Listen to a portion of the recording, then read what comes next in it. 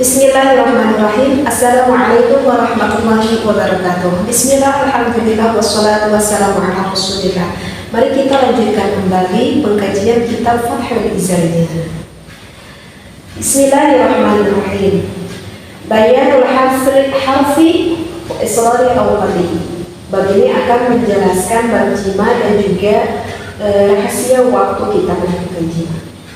Iklan, ketahuilah annal maqsud dan a'zama, bahwa tujuan yang terpenting minan nikahi dari nikah itu at-ta'abudu adalah beribadah, wa taqarrubu dan juga mendekatkan diri kepada Sang Khaliq, kepada Allah Subhanahu wa taala, wa itba'u sunnatur rasuli dan menjalankan sunnah Rasul, wa tahsilul waladi wan nasri serta menghasilkan anak dan keturunan. Li'anna bihi baqa'al 'alami wa intimahu, dengan nikah akan tetap dan stabil alam ini. Wa bitarkihi wa imanihi kharabahu wa dirasahu, dan dengan meninggalkan menikah maka akan rusak dan binasa alam ini. Baik, akan sedikit saya jelaskan ya. Bismillahirrahmanirrahim. Jadi ini mulai ke pembahasan inti ya. Jika di video sebelumnya itu masih menerangkan tentang muqaddimah, ini ke pembahasan inti akan menerangkan, menjelaskan tentang jima dan juga hasil waktunya. Tetapi saya belum sampai membahas ke sana ya, karena agak cukup panjang juga. Ketahuilah anal maksud dan Allah, bahwa tujuan yang terpenting kita itu melakukan menikah. Nah, sebelum ke yang lebih dalam, kita kan harus tahu dulu dong, apa sih tujuan kita itu melakukan menikah. Ini penting banget, apalagi bagi yang di luar sana yang belum menikah, bagi para pemuda, bagi para gadis gitu ya, belum menikah, harus tahu dulu nih, mau nikah itu bertujuannya apa. Jadi jangan sampai kita itu ketika kita melakukan akad ijab qabul itu berpikir bahwa ijab qabul itu suatu seremonial misalkan, ataupun ya suatu adat yang biasa dilakukan di adat suatu daerah. Jangan sampai berpikir seperti itu ya. Jadi ketika kita berijab qabul melakukan nikah begitu, di sanalah kita awal mula niatnya yang harus ditekankan di dalam hati kita gitu. Karena kalau udah salah niat ya dikhawatirkan nantinya itu akan salah juga gitu. Tetapi kalau dimulai kita sudah niatnya yang baik sesuai dengan apa yang harus ditentukan oleh Allah, insya Allah nanti rumah tangganya walaupun akan mendapati berbagai ya namanya juga rumah tangga, tetapi ketika suami dan istri awal mulanya sudah mempunyai niat yang baik untuk melakukan ibadah, insya Allah akan bisa dihadapi gitu ya dengan suami istri kita tersebut. Di sini dikatakan bahwa tujuan kita melakukan menikah, tujuan agung, tujuan yang paling penting itu bisa saja yang pertama kita harus diniati dengan mengagungkan pernikahan, gitu ya. Jadi harus diniati di dalam hati kita yang sudah menikah pun, yang kalau baru tahu ini ya kita refresh kembali niatnya seperti itu ya. Jadi harus diniatkan di dalam hati kita ingin mengagungkan pernikahan. Jika sudah ada tertanam di dalam hati kita, terus kita dengan sering mengaji, kita mendengarkan apa faidah-faidahnya nikah, apa keunggulan-keunggulan nikah, sehingga tertanam di dalam hati bahwa pernikahan ini adalah sesuatu hal yang harus kita ambilkan. Maka insya Allah jika sudah tertanam di dalam hati kita seperti itu, maka tidak akan ada yang melakukan suatu perzinahan. Baik itu yang masih gadis pemuda ataupun yang sudah mempunyai istri, suami mungkin alhamdulillah begitu ya, yang zina muhsan begitu, maka tidak akan ada itu sampai terjerumus ke dalam perzinahan, karena dia sudah mengerti betapa agungnya di dalam suatu pernikahan. Itulah secara pendeknya begitu ya. Kemudian jadikanlah pernikahan itu mencari kawan. Jadi ketika suami mempunyai istri, jadikanlah istri kamu itu kawan. Ketika istri mempunyai suami, jadikanlah suami kita itu adalah kawan. Kawan untuk apa? Kawan untuk beribadah. ya, kawan untuk beribadah. Ketika kita mau ngaji Quran gitu ya, ataupun kita mau menuntut ilmu yang lainnya, kita lakukan dengan sendiri itu terasa berat begitu. Ketika kita mau melakukan ibadah yang lain, misalkan kita mau sholat yang fardu ataupun sunnah, kok rasanya berat begitu ya. Misalkan yang berkata suami, maka layaknya kita sebagai istri menjadi teman untuk suaminya penyemangat ibadah. Seperti itu. Ketika istrinya merasa malas untuk melakukan beribadah, di sanalah ada peran suami yang mengingatkan kepada istri menjadi teman menjadi teman untuk melakukan beribadah bersama-sama.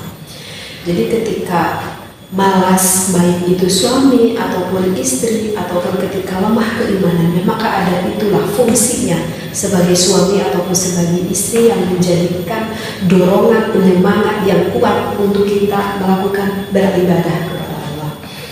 Jadi diniatkanlah seperti itu ya. Jadi tujuan kita menikah ingin mencari teman untuk beribadah kepada Allah. Ya itu kalau misalkan kita tepat mencari suami ataupun mencari istrinya. Tapi kalau misalkan istrinya yang nggak bisa beribadah, kemudian suaminya juga nggak bisa beribadah sama sekali, ya apa nanti di dalam pernikahan itu yang akan terjadi? Ya kalau seperti itu ya kita menunggu keajaiban saja. Allah memberikan hidayah dan taufiknya seperti itu ya. Nah kemudian di dalam niat kita menikah, jadikanlah pasangan kita itu setiap hari semakin dekat kepada Allah. Jadi jadikanlah diri kita ini sebagai seorang istri ataupun sebagai suami yang selalu mendekatkan diri pasangan kita itu kepada Allah. Seperti itu. Jadi ketika itu kan biasa ya, di dalam kehidupan dan di dalam keimanan itu nggak bisa terus stabil gitu. Kadang iman seseorang bisa saja lagi meningkat, terkadang iman seseorang mungkin saja ketika melemah gitu. Nah fungsinya adalah seorang istri ataupun seorang suami yang selalu bisa mengingatkan kepada pasangannya agar setiap hari yang dilalui bersama, agar setiap waktu yang dilalui bersama itu saling mengingatkan agar kita semakin taqarrub, agar kita tuh semakin dekat kepada Allah. Apa hikmah yang didapat ketika selaku pasangan kita masing-masing hati kita itu semakin dekat kepada Allah? Maka itu akan menjauhi kita dari rasa curiga kepada pasangan kita. Ya, akan menjauhi dari rasa curiga. Jadi kita kepada pasangan semakin besar kepercayaan kita kepada suami. Begitu juga suami kepada istri semakin besar kepercayaannya seperti itu. Jadi kalau misalkan suami nelfon gitu ya di pekerjaannya gitu kepada istrinya gitu, kok gak diangkat juga gitu, ataupun sebaliknya istrinya yang menelpon suaminya di pekerjaannya itu gak diangkat juga. Gak ada tuh di dalam hati naluri seorang istri ataupun seorang suami untuk berpikiran negatif kepada pasangannya itu. Kenapa gak ada berpikiran negatif? Ya karena udah tertanam di dalam rasa hati baik seorang istri ataupun suami kepercayaan kepada pasangannya masing-masing seperti itu. Nggak berpikir yang aneh-aneh dan yang nggak berpikir negatif. Oh kata suaminya mungkin istri saya sedang sholat duha, gitu. Oh mungkin istri saya sedang tertidur, gitu. Oh mungkin suami saya nanggung lagi kerja. Jadi nggak ada itu berpikiran negatif. Tetapi hal itu tidak mudah. Hal itu bisa terjalin ketika pasangan kita baik istri dan juga suami semakin hari semakin takut kita kepada Allah seperti itu. Tetapi berbeda dengan misalkan yang semakin hari justru semakin fasik, semakin hari justru semakin banyak melakukan maksiat-maksiat kepada Allah.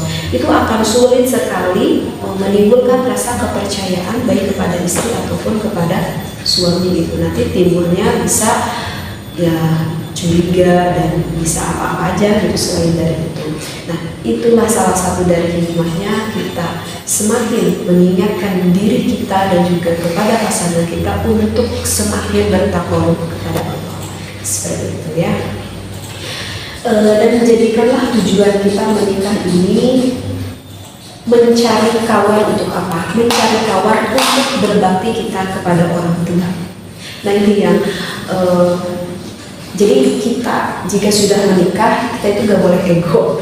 Kita gak boleh ego hanya memikirkan rumah tangga kita saja. Artinya mesti ingat, kita sebagai seorang istri yang sudah mempunyai suami, suami juga yang sudah mempunyai istri, ingat loh, peran orang tua di belakang kita.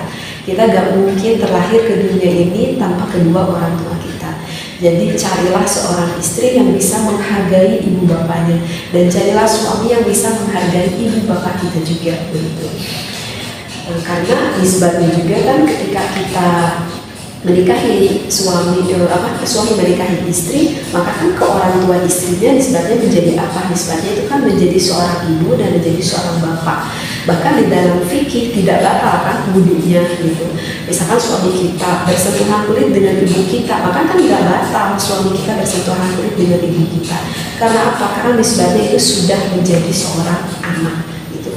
Maka di dalam fikih itu diatur ketika kita seorang istri mempunyai ibu bapak, ketika suami yang mempunyai ibu bapak, maka suami yang harus selalu mengingatkan kepada istrinya, suami yang harus selalu mengingatkan sekali lagi kepada istrinya akan perhatiannya kepada ibu dan juga bapaknya. Begitu juga sebaliknya, istrinya yang harus selalu mengingatkan kepada suaminya kepedulian, mengingatkan kepada ibu bapaknya, begitu. Kemudian setelah itu lakukanlah kewajibanmu dan jangan banyak menuntut.